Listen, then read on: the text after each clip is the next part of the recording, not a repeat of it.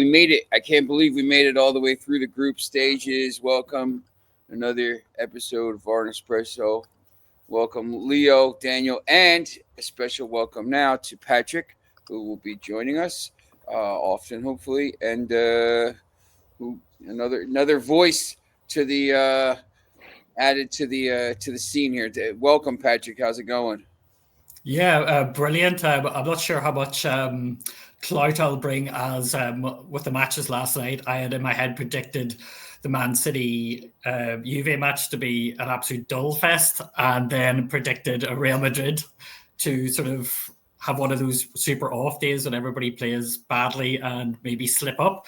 But I can right my errors with some analysis anyway, hopefully. It's interesting with this tournament, as it played out last night, the final four spots as they were, that Real Madrid match, I think, right from the beginning, Salzburg had a couple chances, but Madrid really was pretty dominant in that game. It played in Philly, and it was it was cool here. It was basically like English weather a little bit, it was pissing down rain, and it was a little cooler. It wasn't 40 Celsius. It had cooled off, but the other game in that group that basically 𝐊𝐤𝐜𝐤 scored very early in the match and very late in the match, and I think we'll get into it. But when you look at this bracket now, as it is, I can't. In my opinion, Manchester City is probably going to walk to the final on their side. They've probably looked like the best team in the whole tournament at this point. And, PSG, Bayern, and Real Madrid, and if you want to include Dortmund in that, are all on the other side. So only one of those teams is going to get through. So, what were your takes last night on I guess we'll start with the late window, Real Madrid, the way they looked, and 𝐊𝐤𝐜𝐤 taking care of business. Yeah, well, I think Real Madrid were especially impressive, given it was the first time that Xabi Alonso had decided to change up the formation and play with five at the back. So I thought they handled that. I thought they handled it very adeptly. I thought it gave Bellingham a massive amount of responsibility defensively, and then in the chances to get forward. I think he handled both of those brilliantly. I think Xabi Alonso's probably, like most Madrid managers, the biggest task he'll have is getting a structured style of game in. He likes that five at the back with the two wings, able to get forward and attack plentiful.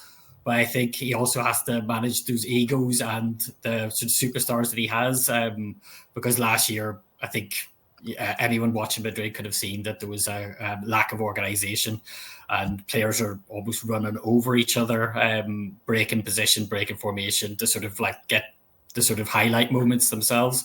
I think Xabi Alonso has dealt with that fantastically. This match, if it's the template going forward, it's a highly impressive template. I feel Bellingham was outstanding. Vinicius Jr. was we'll probably touch on the goal later on, but his little back heel touch to set up Valverde for the second goal was just beautiful to see.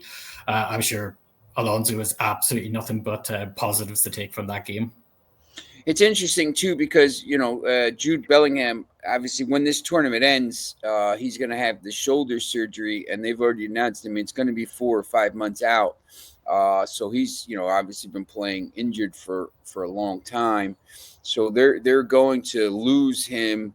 Look, they have the players. Mbappe hasn't played a minute in this tournament, and I think they've been doing well. But, to go ahead and really in a game, people were a little bit nervous about. I think if you're a fan of Real Madrid, I think people were nervous about this contest because, once again, Salzburg wasn't supposed to be here. They weren't going to, one of these, they probably didn't have, a lot of pressure on them. No one thought they were going to do anything. And then this game, if they take one of the early chances, maybe they make it a different game. But Madrid just took care of it, right, Daniel and Leo?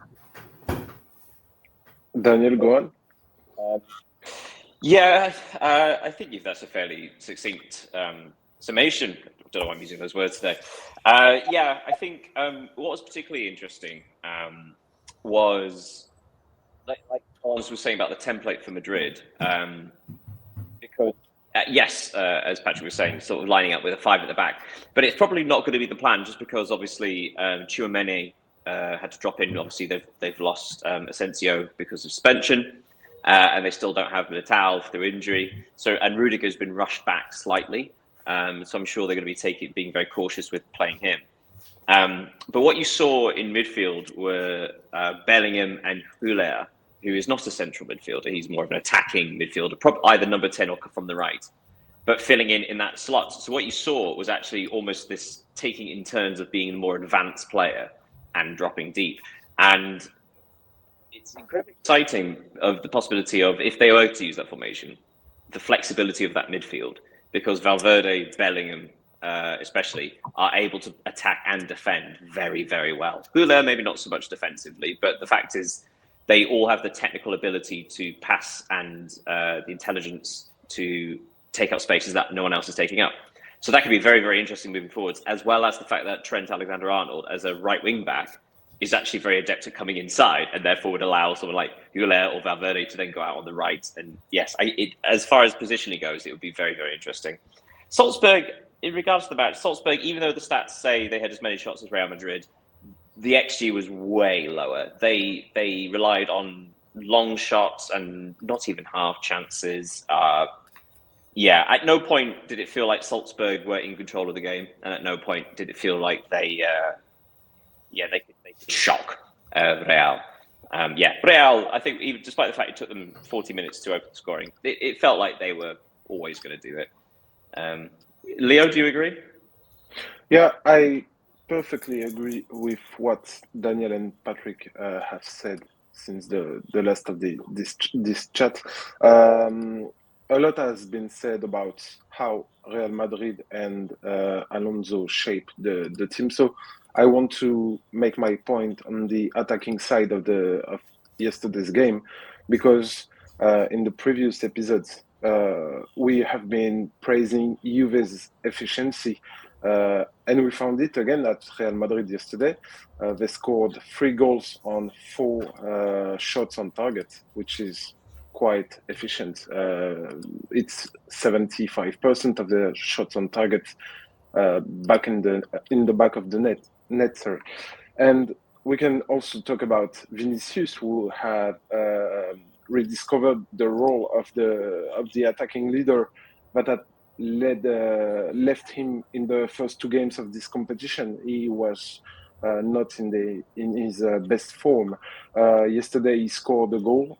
He's 106 with Real Madrid, so as good as Gareth Bale during his 9 years at the club, and he delivered a perfect assist. And I don't know if you felt like that, but it reminded me of Guti's one for Benzema a few years ago. I know what you mean. Yeah. Actually, and talking about the attacking thing with Vinny, as I'm on personal terms with Vinny to me,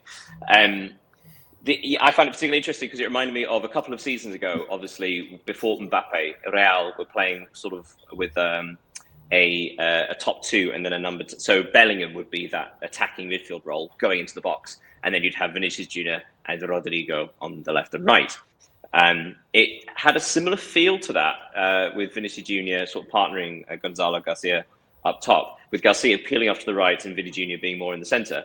Now, yes, Bellingham actually dropped deeper at times, but you saw, especially with the first 2 goals, and actually there was a chance in the 20th minute, this lovely, there was a passing move starting off in Real Madrid's left-back position. Fran Garcia intercepts the ball, passes it inside to Valverde, who then passes it forward to Bellingham, who then passes it forward to Vinicius Jr. It was a gorgeous passing move and actually could have resulted in a goal.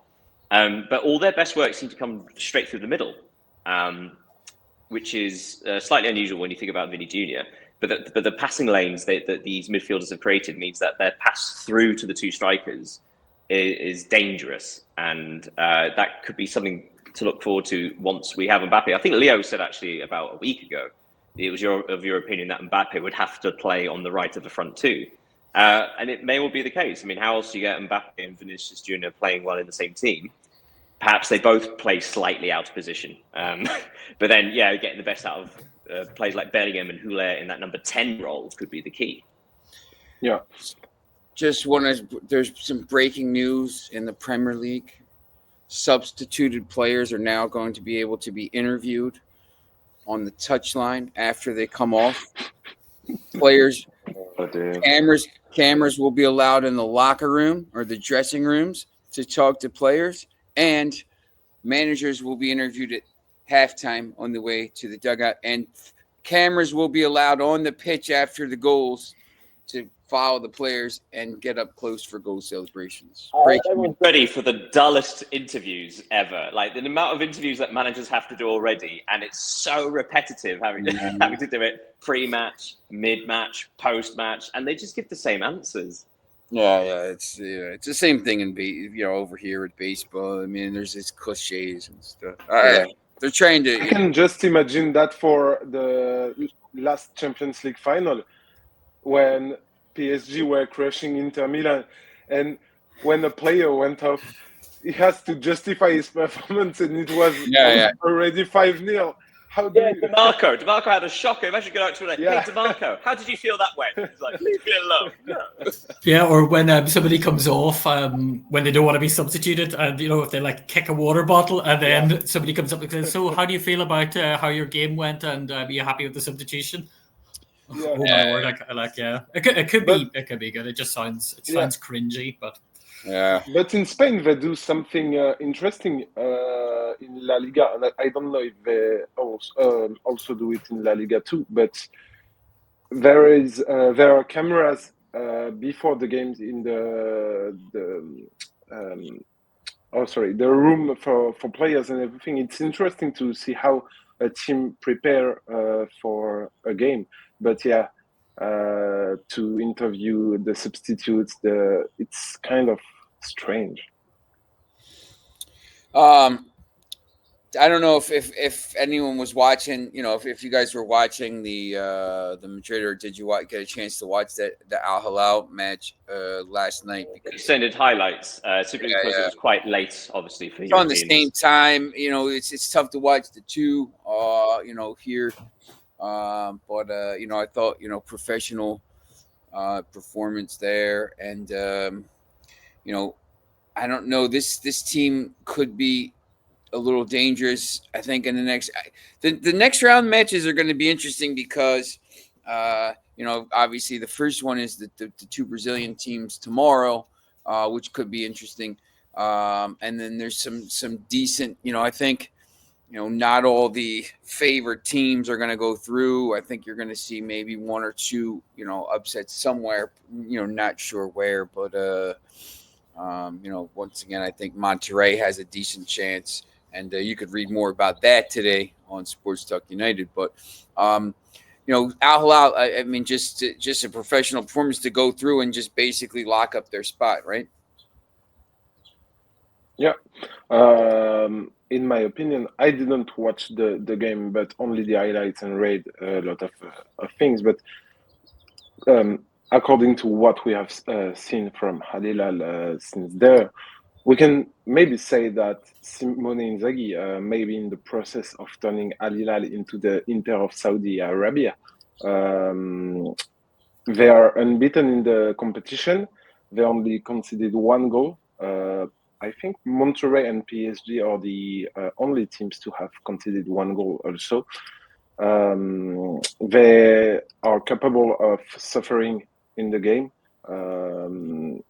Yesterday, Bono saved some chances from Pachuca, even if it wasn't big chances. It has to be done. He prevented the equalizer. Al Hilal are showing that they can play against the best team in that kind of tournament with the context with it.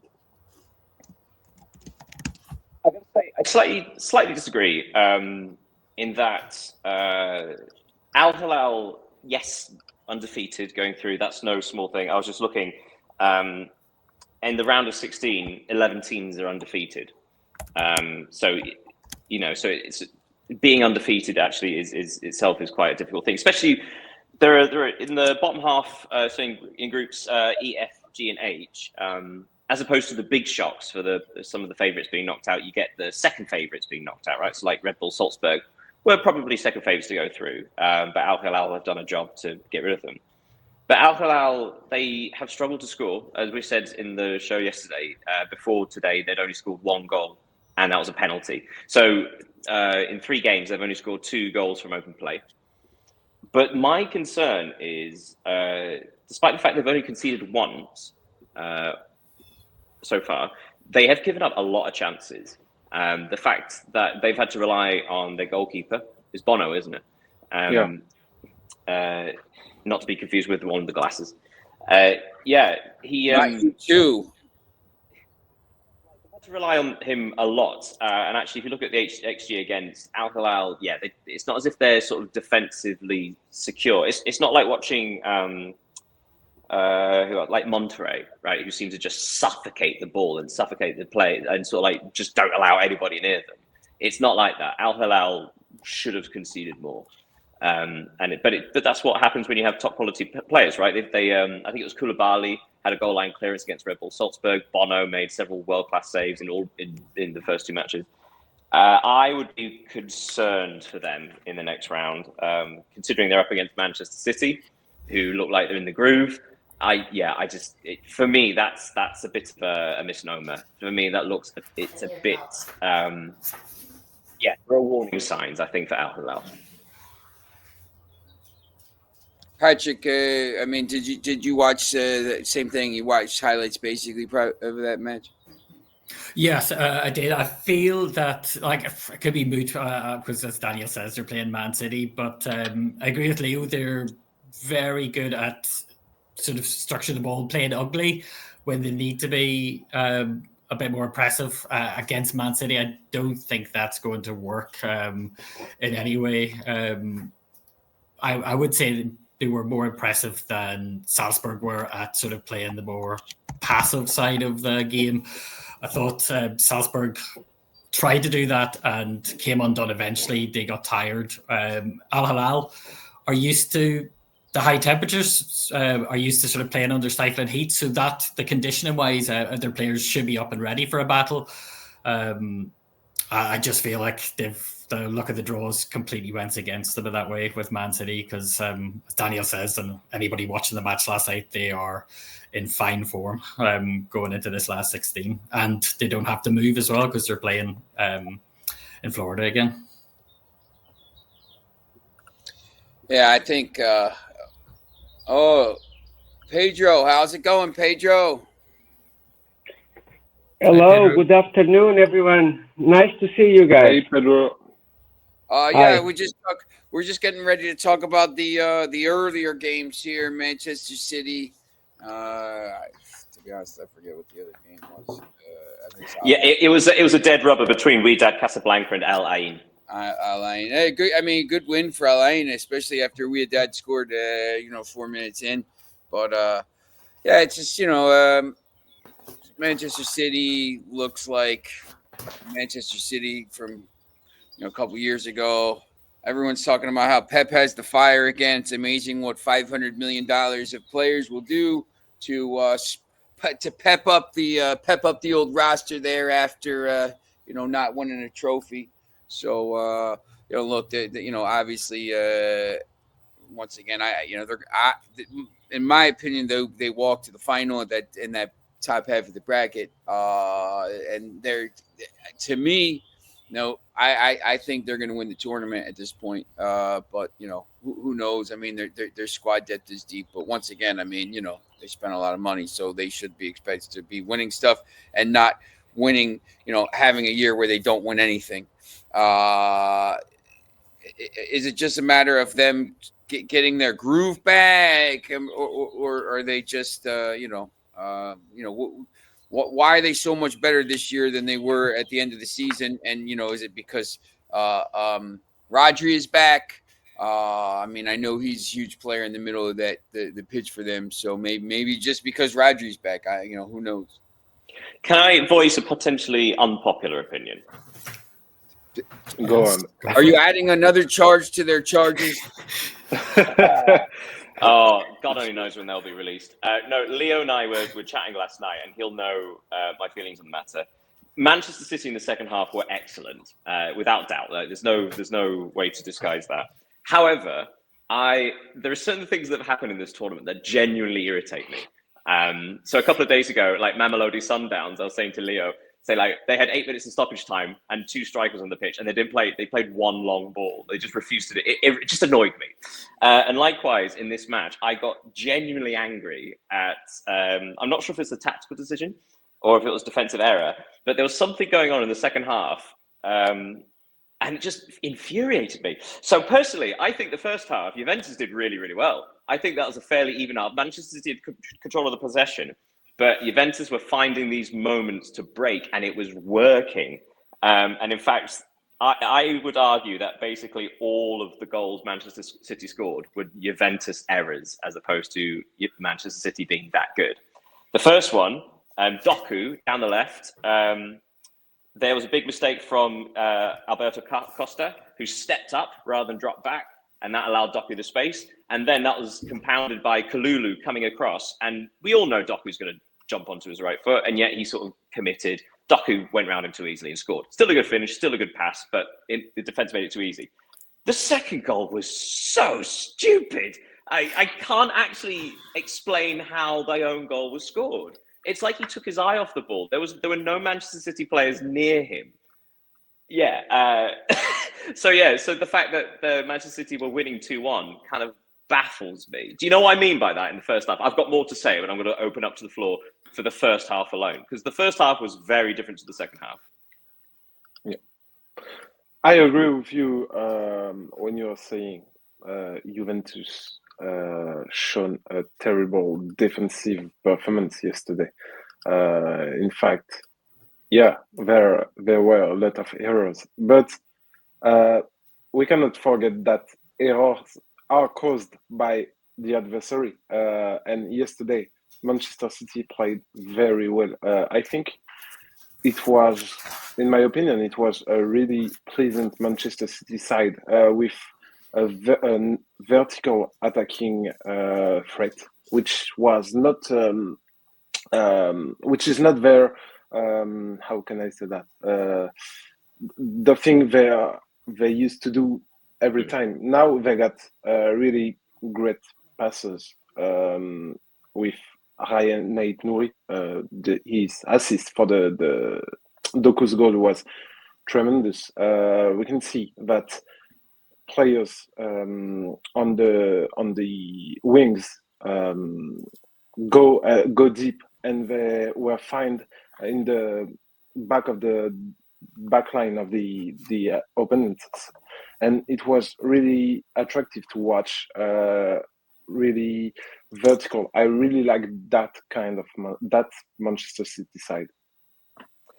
I mean, yes, I can completely agree with how they were playing and the that sort of thing. But the thing that was genuinely angered me. So in the second half, at half time, Omar Mamouche is withdrawn.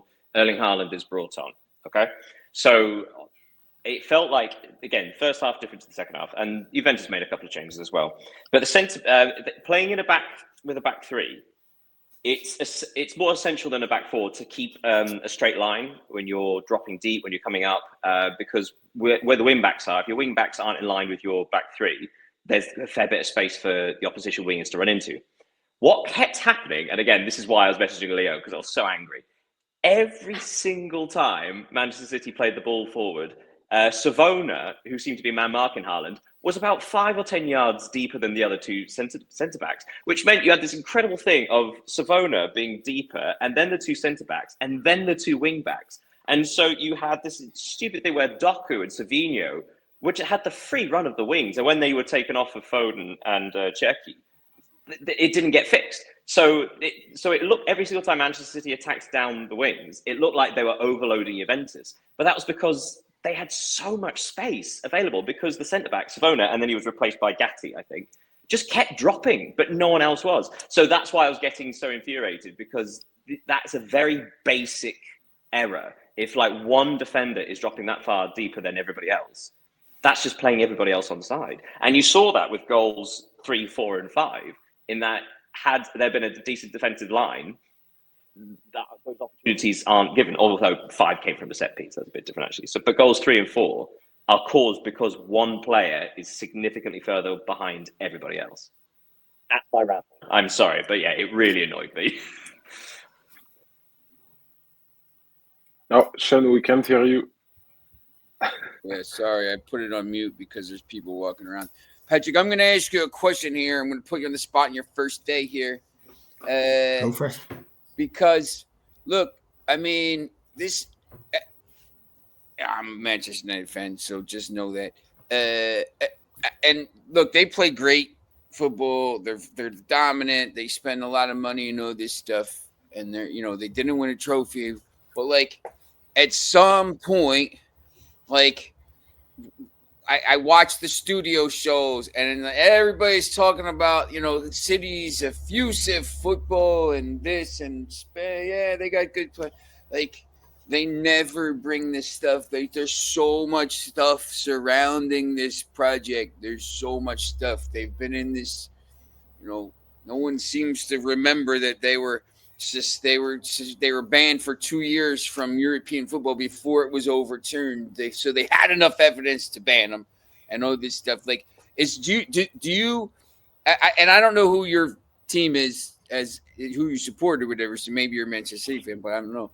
But do you have to take this with a grain of salt to when you're watching this stuff, or do you just put that stuff to the side and say, I just see and watch them for what they are, and then when they're, relegated to League 17, the non-league, and we'll deal with it then. Like, how do you deal with this whole thing with Manchester City? Because I think, for a lot of people, it's frustrating, and City fans don't want to hear it. Like, where do you stand on all that?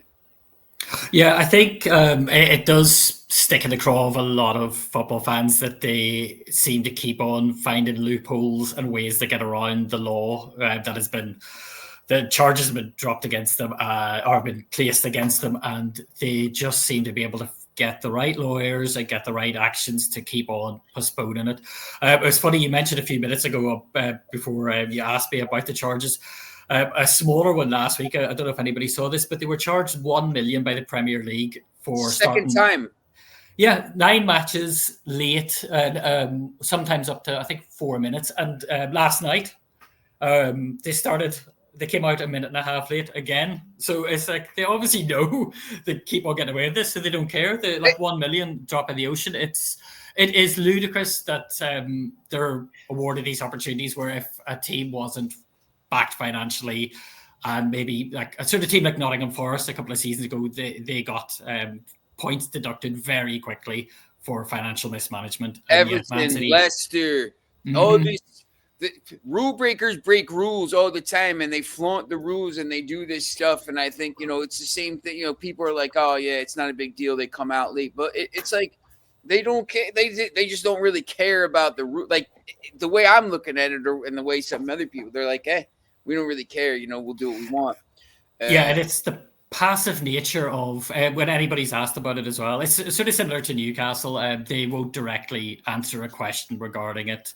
I know, obviously, it's an ongoing investigation, but instead of actually even putting it across a party line, they just tend to completely ignore it. I think Pep has just maybe told press or told people he's not going to answer questions anymore about it, so questions aren't raised. So yeah, it's really frustrating.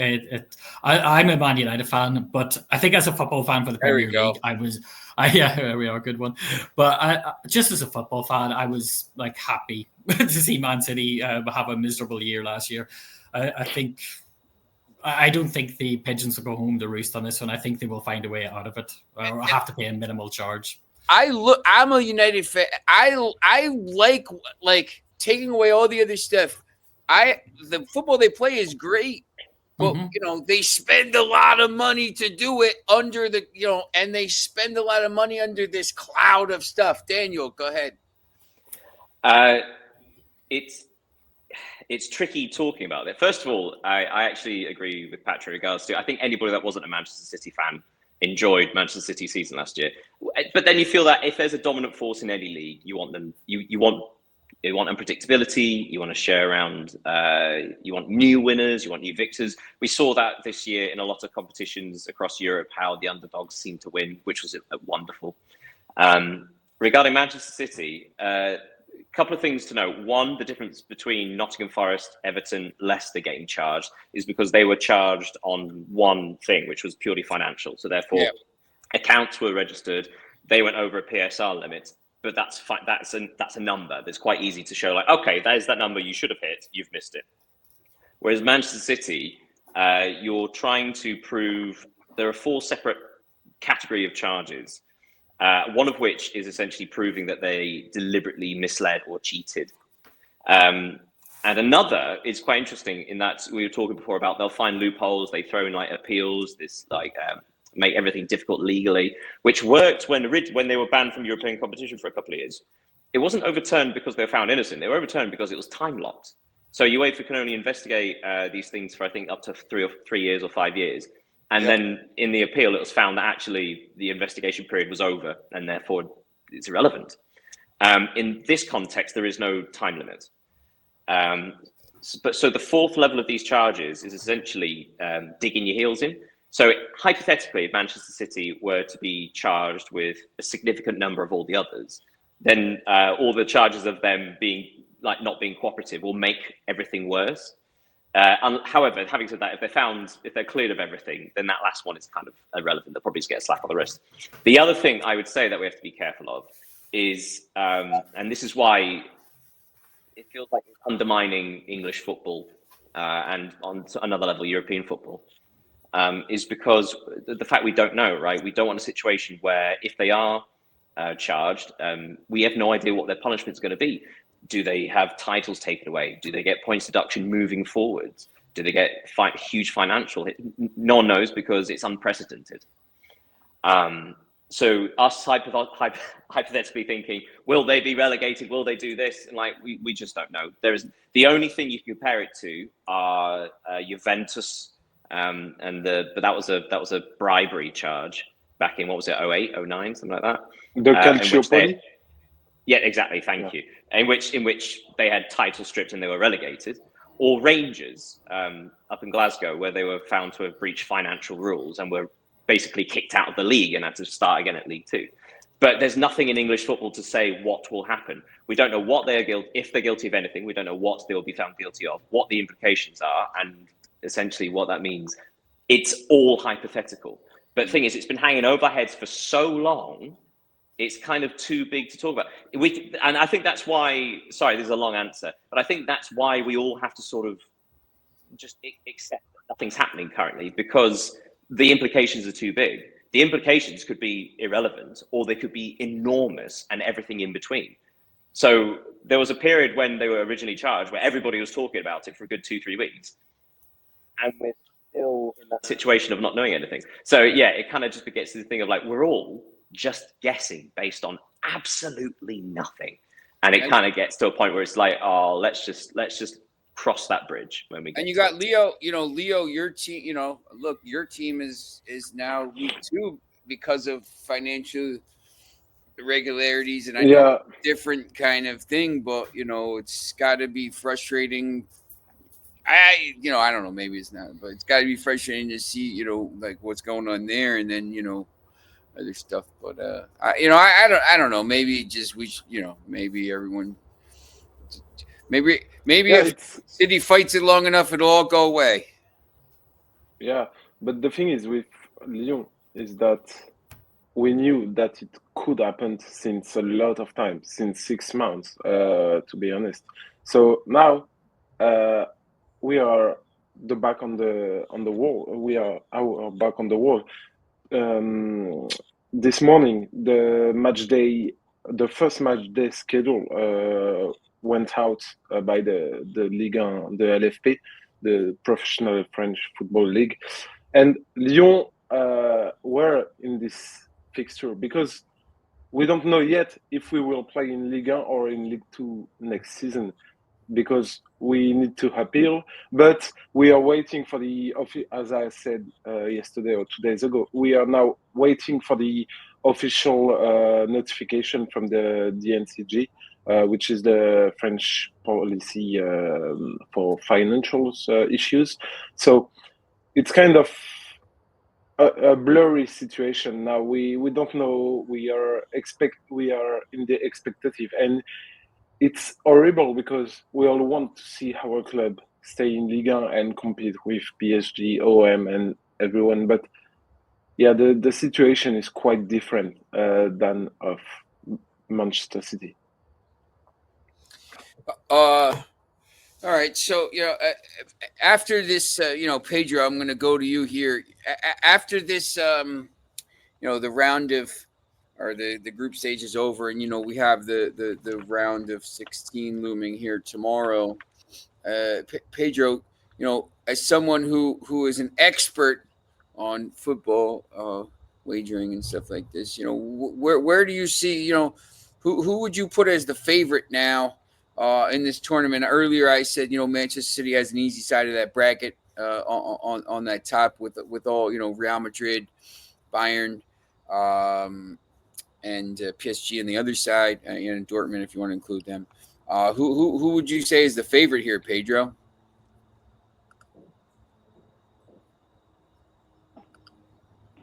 First of all, I love your work, guys.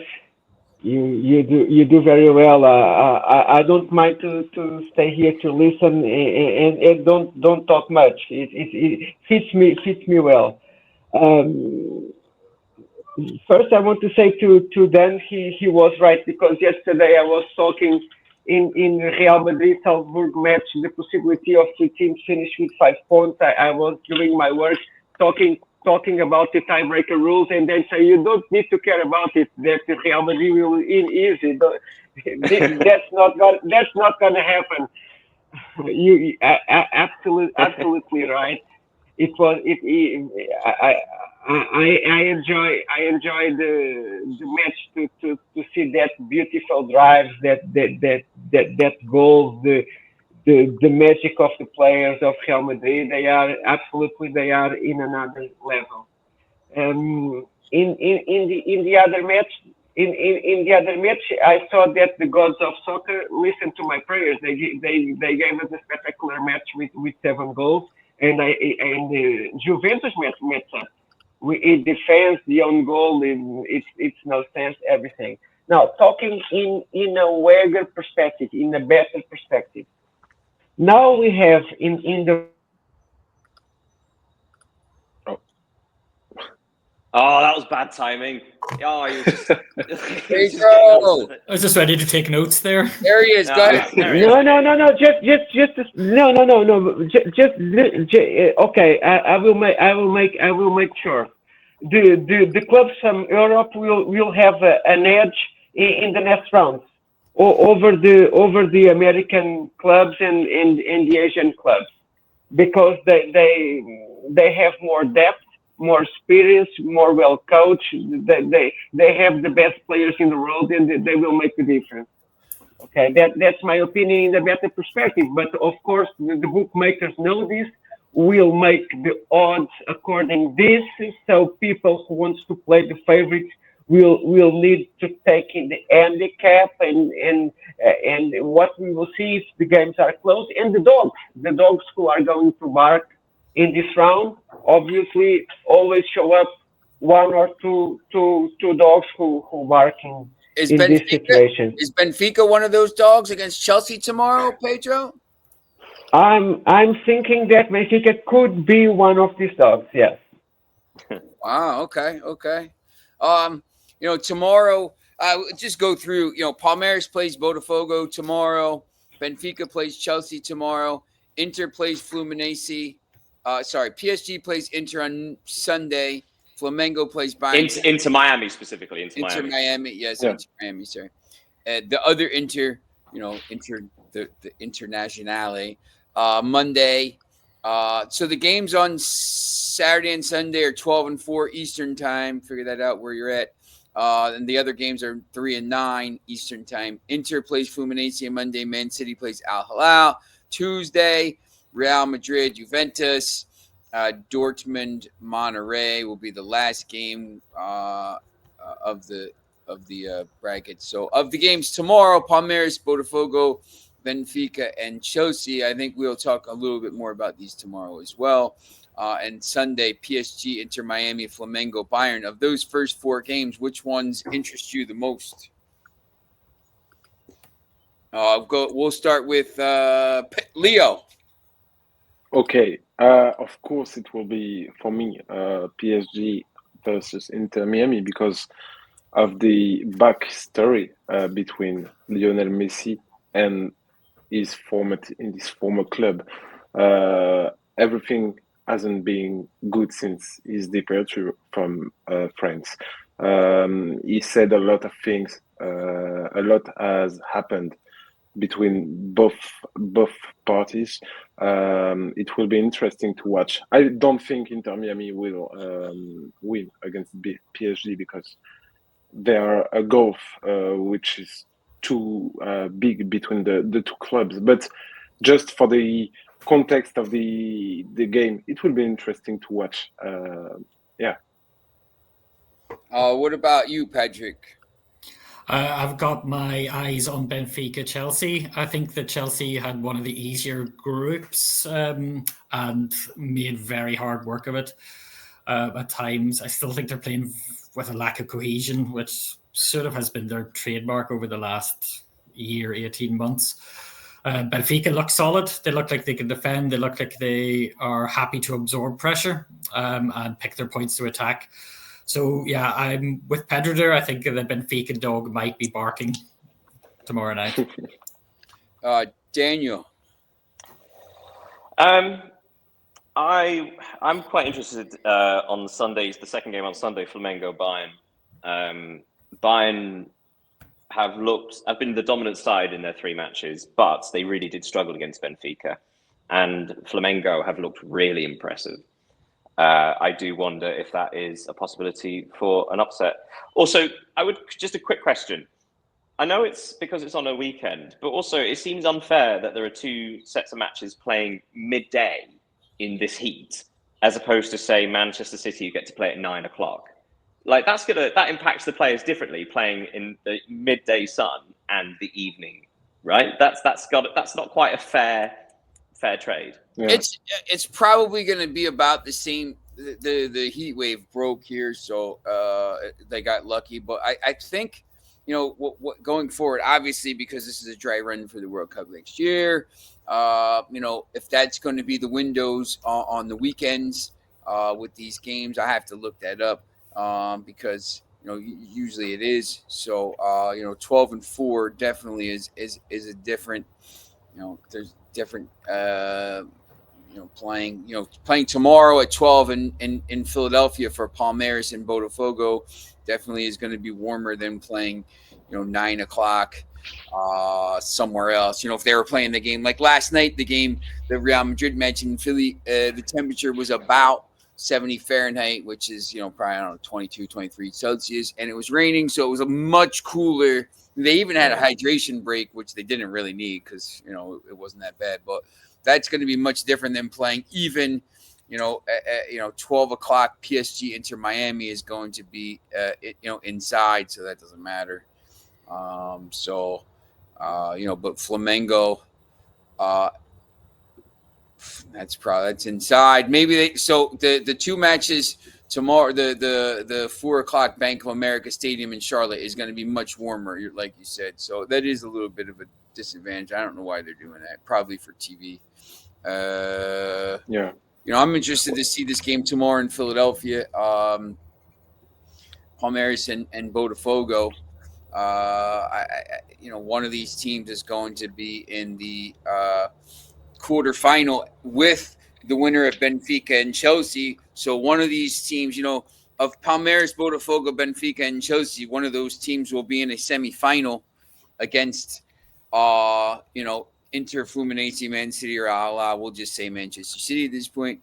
So one of these teams is going to be in a semifinal, which means, A, you have a chance to get to a final, but B, if you're winning some of these matches, Chelsea. There was a story that said, Chelsea has already paid for Liam Delap with, getting to the round of 16. So, if you're Chelsea and you get to a semifinal, you're making a lot of money here. So, there's, that involved as well. But, for a Palmeiras or a Botafogo, say one of those gets to a semifinal, I mean, that's a big boost to their budget for the year. So, that's also included. But also you're in the semifinal of the Club World Cup. So that's always, also big. Pedro, you're ready. You're trying to look at the Benfica at Chelsea, I would assume, correct?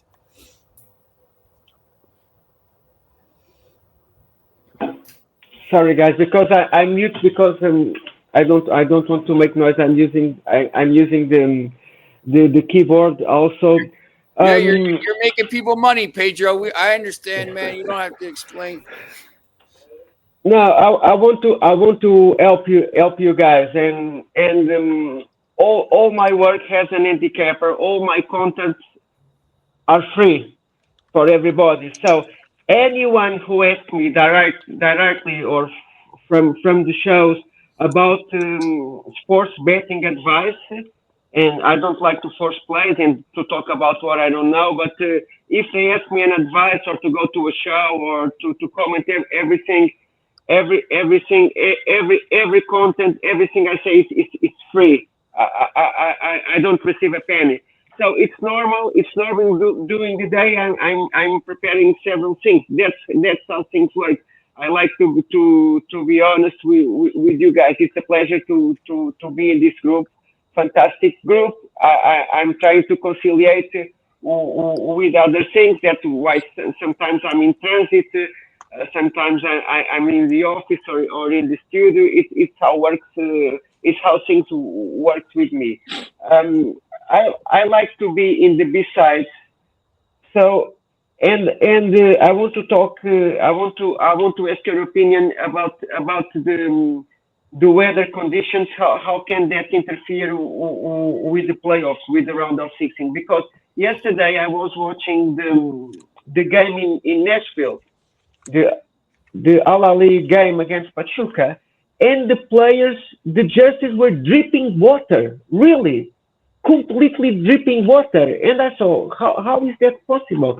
I was checking the weather, and it was in Nashville, it was a humidity of over 70% and temperatures around 30. And the players were so exhausted, my God, they can't stand more. And the game was totally break with Pachuca tries to equalize and had opportunities to equalize, and then the other team in fast counter attack had opportunity, has in the end to score the second goal. They go through, and in the Philadelphia game of who was the Real Madrid game, it was in Philadelphia, right?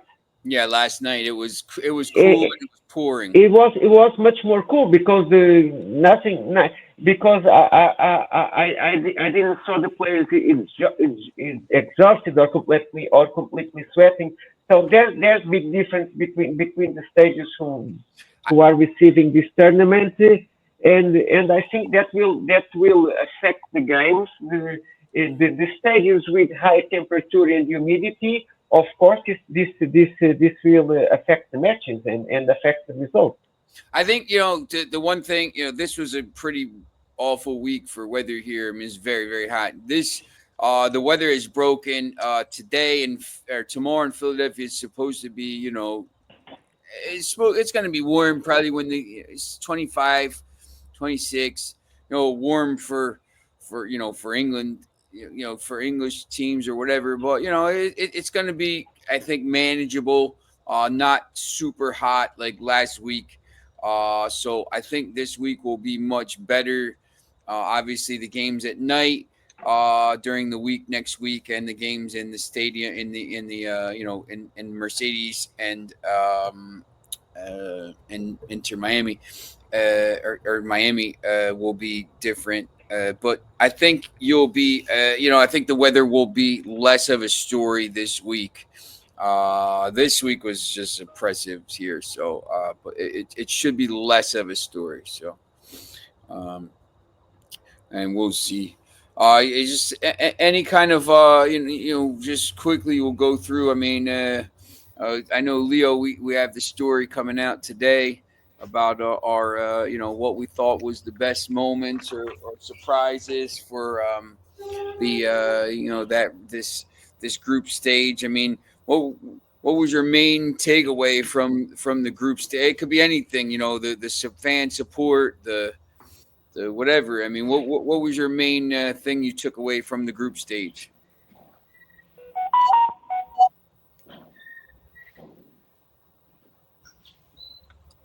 Yeah, I think that's better.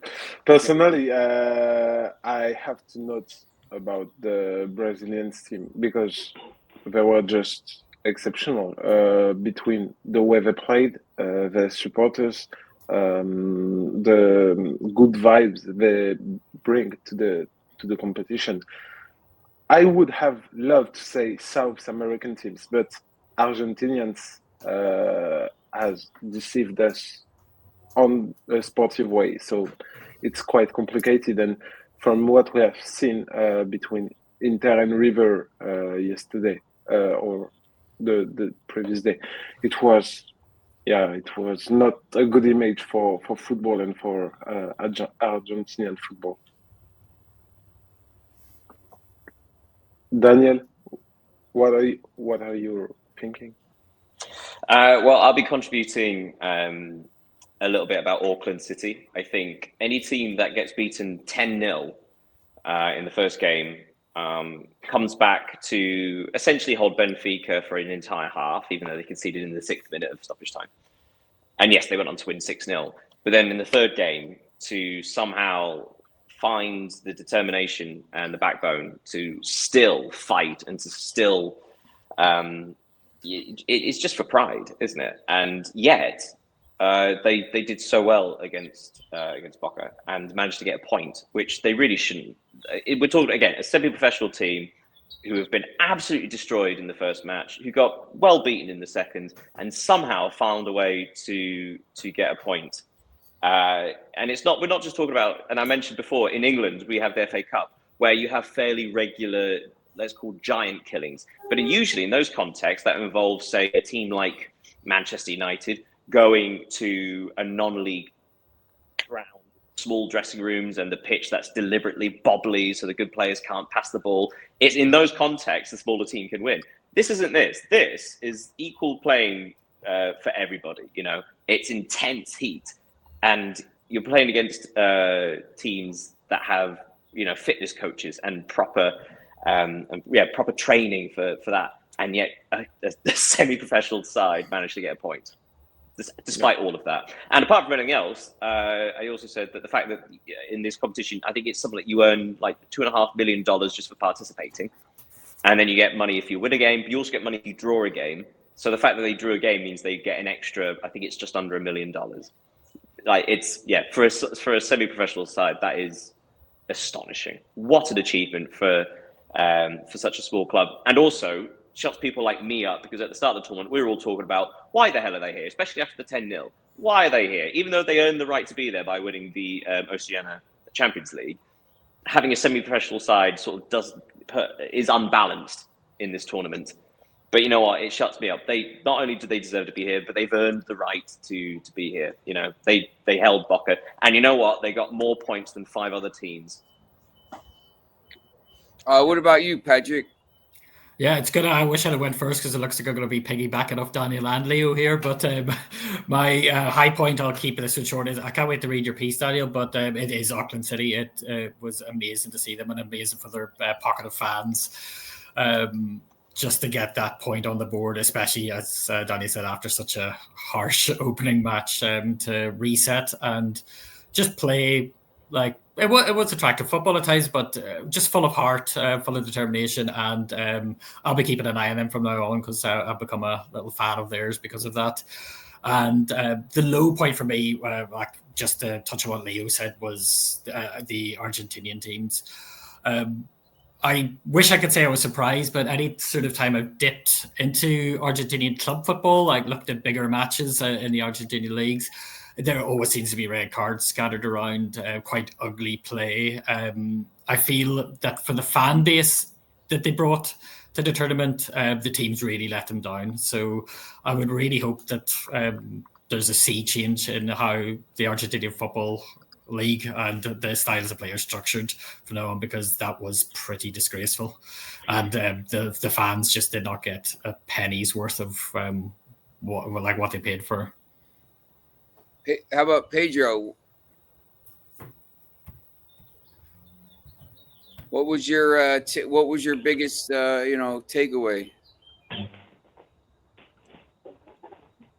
No, from this tournament, I'm sad that we don't have an African representative, because there's so many African good players in Europe. Most are from second generation, so they have a double nationality, and Africa, who is a continent who is struggling with so many issues, and they cannot qualify a team for the round of 16.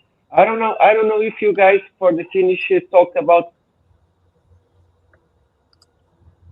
Oh, you've gone again, Pedro. You've gone again. Pedro to reconnect. I've written a couple of questions down, like a little fun small quiz, if you want to give it a go. Just to do with the group stage. So first of all, which team scored the most goals? Bayern Munich. Anyone else? City. Yeah, I would say City. Manchester City scored 13. Bayern scored 12. Which, again, considering Bayern scored 10 in the first game, is kind of surprising. And actually, Juventus are the third top scorers with 11. Which, even though we saw like Bayern unbalanced with Auckland City, also shows just how unbalanced the group with Manchester City and Juventus were, because of course they destroyed the others. Top goal scorers is currently a tie between 5 players. 2 are Bayern players, Musiala and 𝐊𝐤𝐜𝐤. Benfica player, Di Maria. Scott, obviously they both played against Auckland City. Foden. And the other one is, and one of the others is Yildiz for Juventus, who we mentioned Juventus. Who is the other who scored 3 goals? Leo, you're not allowed. We did this yesterday. Yeah. Foden? I think I'll give you a clue. 2. I'll give you a clue. It's an eliminated team. I don't know. Oh. It's Abu Ali for Al Ali, who got a hat-trick in the third game. Actually go on what Pedro said. It's a shame about certain African countries. Al Ali were nearly there. They showed enough to get through to the next round. I obviously have a big love for Mamelodi Sundowns. They almost had enough to go through.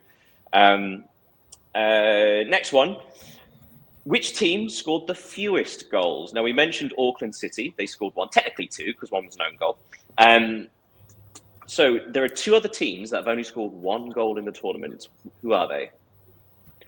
Wydad Casablanca. Al Ali.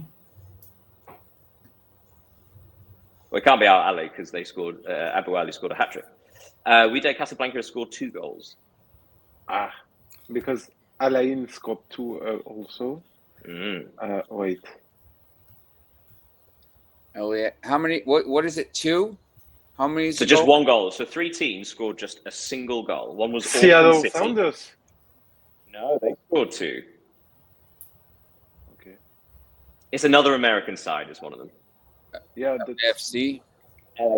LAFC scored in like the 86th minutes of the final game, so it took them a while. There's one more.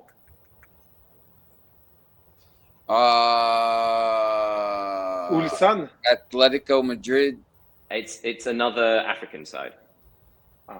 Espérance de Tunis. We completely forgot they're in the tournament, but yeah, they only scored 1 goal. And finally, there are 5 teams. 5 teams got 0 points. Can you name them? 5 teams or 0 points. So obviously, as I mentioned, Auckland City got a point, so they are not one of them. Name the 5 teams that got 0 points. Sounders. Wydad, yeah. Pachuca. Pachuca, surprisingly, Pachuca. Urawa. There's one more. Ulsan. And HD, well done. Oh. And finally, only one side won all 3 of their group matches. Who was it? City. Manchester City, yeah. Well done, everybody. That's the end of the silly little quiz. Oh, actually, no, it isn't. No, it isn't. One more question, because we said top goal scorers, but who had the best defense? So 3 teams only conceded 1 goal. Yeah. PSG. Monterrey. Al Hilal. Monterrey and Al Hilal. You got them all correct. So yes, with that in mind, looking forward, just like as a general thing onto the round of 16, Monterrey against Borussia Dortmund might be closer than it is on paper, because Borussia Dortmund have not actually got it all together. They miss chances, they're leaky defensively, and Monterrey got it together. Monterrey will advance and play. We will get Sergio Ramos against Real Madrid in the quarterfinal, which would be the greatest thing in the world. That would be awesome. Well, maybe not, because as we mentioned before, if it's Dortmund, then it's the Bellingham brothers. Yeah, that's true. Yeah, there's a lot of. I'll tell you, there's a lot of. As much as we're through here, there's a lot of storylines with this, and it kicks off with the 2 Brazilian teams playing. But there's a lot of different storylines in this. Messi against PSG, Real Madrid. If Real Madrid and Dortmund play, it's the Bellingham brothers, and it's a rematch of the 2024 Champions League final. If Monterrey and Real Madrid play, it's Ramos against Real Madrid. I don't think anyone expects Juventus to get through, but maybe they do.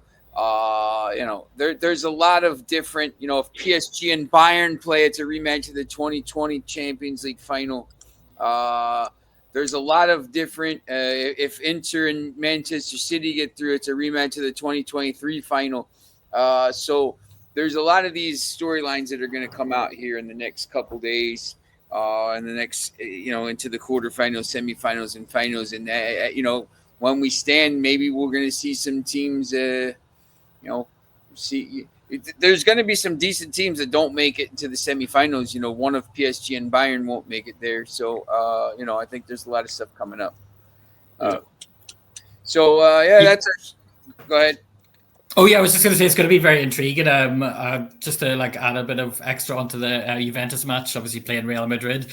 I don't know if anybody else had the same commentary feed as I did, but the commentators were saying that maybe this match could prove a learning experience for Juventus, make them come back stronger. But to have Madrid next, that'll have to be one hell of a reality check for them. Yeah. I thought it was a very bizarre thing I think it was Andros Townsend was commentating. That's quite a strange thing to comment. Although, but it's also, should point out that 𝐊𝐤𝐜𝐤 has only been in the job at Juventus for 5 months, 6. So he's still relatively fresh. He's not had a transfer window, I don't think. So this is still it's technically a new manager. Still. Yeah. But through forward, new management, because we were talking about new managers before the start of the tournament, because they were in so many situations, and actually you have seen a few of them get knocked out, but you've still got. I know it's not going to happen, but it is possible that Inter will play 𝐊𝐤𝐜𝐤 in the quarterfinal. Not that it will happen, and then you've got the Simeone and Inzaghi reunion, which is quite funny. Yeah, I think we've got a lot of storylines coming up. So make sure you join us tomorrow. We'll do a preview of the games and maybe talk a little bit about some of the other stuff going on. So maybe. And Daniel, you can make quiz every day. Pay me. All right. We will see you again tomorrow. Have a good day. Have a good day, everyone. Goodbye. Thanks very much.